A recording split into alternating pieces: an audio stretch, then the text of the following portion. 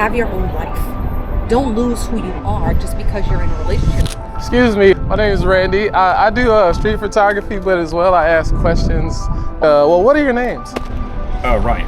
Andrea. Nice to meet y'all. How did y'all meet and why did y'all choose each other? Married 21 years this year, 22 together. She had moved down from New York. So she was working at NC State. I had graduated from NC State some years before and was home from emergency leave from overseas and came to Raleigh.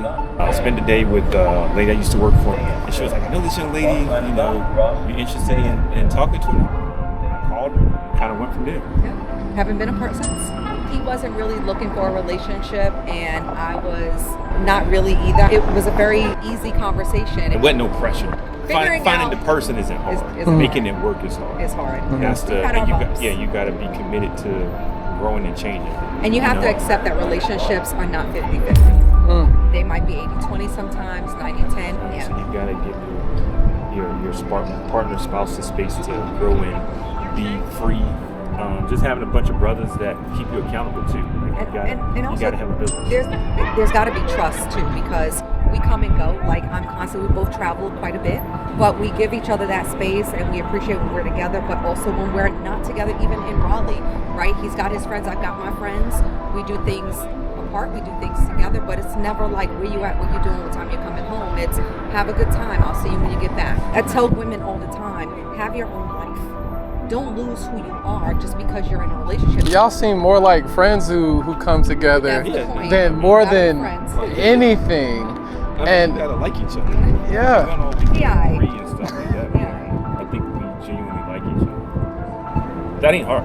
Like but it's a conscious decision. No one can give you 100% of what you need or want, right? Right. And you have to make a choice, right? I'm either going to accept the 80 or the 70% that person can fulfill, or I'm not. So what I believe is that there's something that we're supposed to accomplish together. Somehow, like relationships aren't just to raise kids and get old and, in my opinion, have a house. You have it's purpose. So she can't do that by herself. She can't show her sons how to love a woman.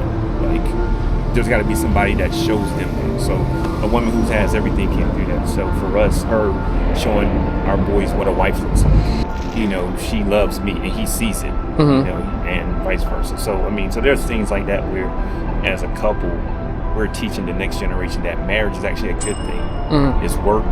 20 years later, here we are.